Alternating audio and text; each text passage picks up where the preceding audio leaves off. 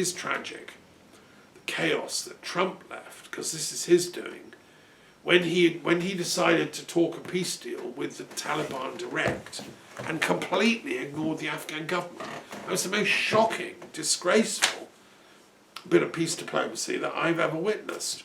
I mean, the arrogance of the man.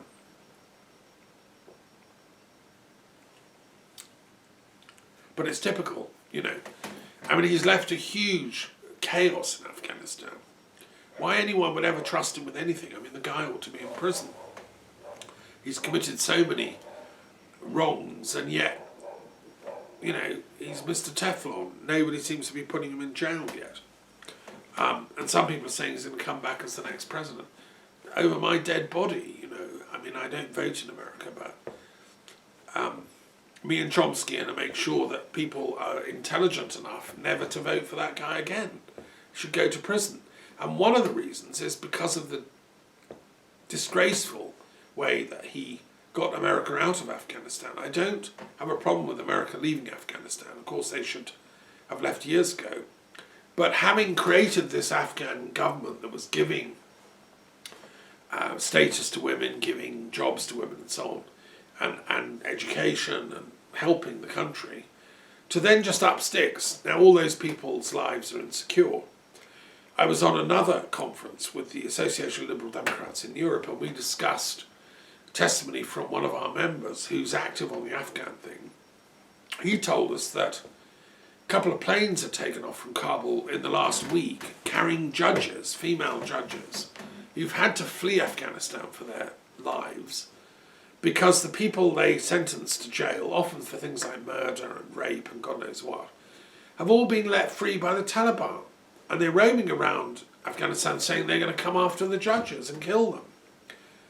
I mean, that's Trump for you. That's what his reversal of normal values and normal practice creates. It creates like, it's like a photograph where everything that's black is now white and vice versa. In Afghanistan, the criminals, the evil people, are roaming around looking to kill the judges just because they're women. I don't know if they're going to go after the male judges. I mean, is this like misogyny meets criminality? I don't know. I mean, shocking stuff. And that's what's going on. And this guy who spoke on our Zoom call, he confirmed, yes, that's happening, guys. Anyway, a brave man. He was a highly intelligent chap. We also had three amazing people that joined us from Baghdad in Iraq, who set up a political party for peace. And I take my hats off. They came and they were part of our conference on the World Intellectual Forum. I believe they'll come back. The trouble is we didn't have an Arabic translator, and they didn't have an English translator. So I, in the end, said, just look, speak in Arabic, guys, and we'll translate it later. So we have an Arabic talk. My Arabic is very, basic, but I could hear words to peace and faith and all that. So these people are on the right side of history. And, hats off to them. We also had colleagues from Armenia and Turkey talking about the Azerbaijan-Armenian conflict and the question of the status of the territory the Armenians call Artsakh or Nagorno-Karabakh. What's to happen? How can they, although peace, as in ceasefire, has come, actual peace hasn't happened, and the actual resolution to the problem hasn't happened. So we discussed that. We are issuing a statement about this, which is still being discussed, and we want to get some Azeri input into that to sort of, so it's a broad overview statement, and that process is in hand. We also heard from a colleague from India who runs the Asian Radiation Research Association, which is a very interesting body for scientists that are specialists in radiation and nuclear physics. It was set up in 2005 in Hiroshima, the initiative taken by Japanese radiation experts, obviously because of the horrors of Hiroshima and the misuse of radiation. These people are trying to use nuclear science for proper good things like energy, healing cancer, treatment, So he spoke about that. That was very interesting. And it's a big thing. Many Asian countries have membership in this body. So, and the Delphic Academy were present. We had some colleagues there. And I should just say that earlier at the Delphic Academy meeting, we discussed my polyglot dictionary of philosophical peace terminology that I produced. I stuck it in as a little appendix to my PhD thesis, but it was published, and we might be able to republish it as the Delphic Academy. It's a work of polymathic scope, looking at words for peace, justice, truth, God, goddess, love, or in all different languages, including especially the ancient sacred languages like Hebrew, Arabic, ancient Greek, Tibetan, Chinese, Japanese, etc., Pali, Sanskrit. And so that would be fun to launch that, because the Delphic Academy is doing a project on multilingual Berlin. Berlin is a city of many different dialects and languages. It's got significant new immigrant populations, Turkish, Syrian, Kurdish, Armenian, you name it. And so we're going to maybe celebrate Berlin's multilingual nature with a reprint of this dictionary, which I'll add to.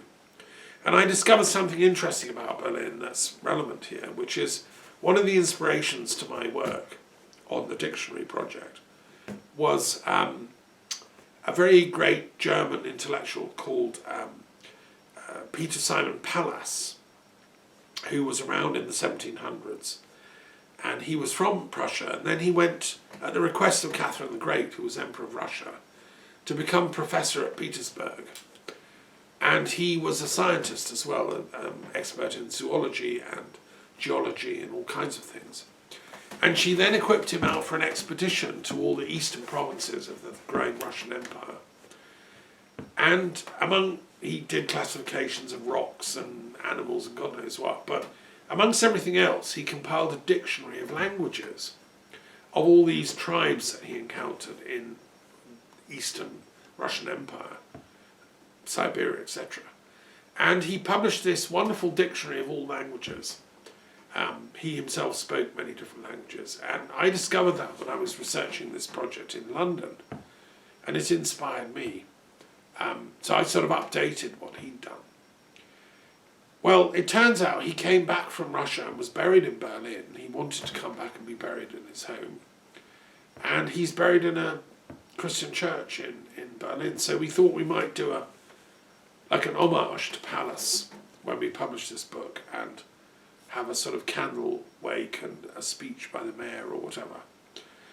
Because saying, look, language is important and scholarship is important, and it's better than war, Look what crazy Hitler did, trying to kill millions of people. No, Berlin now stands for education, research, scholarship between cultures, between languages, as does the European Union. That's why I'm a supporter of it. That's why I live here in France, which is a cosmopolitan society. And Paris is one of the most multilingual, rich cultures in the world. It's a civilized place. I'm not sure London and the Brexit lot are anymore. I think they've completely lost the plot. They're going down some ancient, sector in the mycelial network that's taken them into diabolic territory. Okay, I'm going to finish there because, life is short and art is long. I wonder if there's a poem I can finish with, as is my wont. That would be nice, wouldn't it? A little farewell poem. It's gone wandering. Just bear with me a second.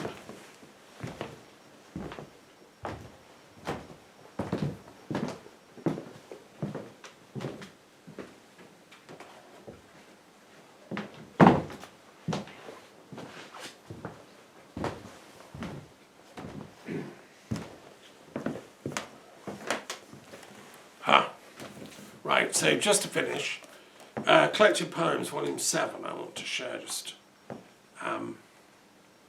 These are my most recent publications.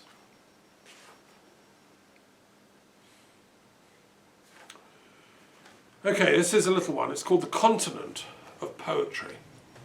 And don't forget, in the Delphic Games, we're going to have poetry contests. So if you If you think your poems are really brilliant, then, you know, get in touch, let's have a contest. All in good spirit. All my words came in, squawking like birds, clustering in a stream flock sheltering, in the overarching trees' green foliage, assembled to astound us with beautiful notes, then songs, elemental and truthful. And we humans here, we mumble the truth in our weekly offerings, our dwindling powers, our trajectory of poet's refuge, hiding out in the woods, scribbling lines, searching mind lights, rearranging, so we can mutter and stutter a few clear words amidst the forest of lies. Give us panache, give us style, give us Muhammad's visions, to speak still a few unwhispered words that will contain something of life, for the ongoingness of everything, for hope. Those birds, I'll set them free. And when they don't come back, I'll know they found land on their own. The continent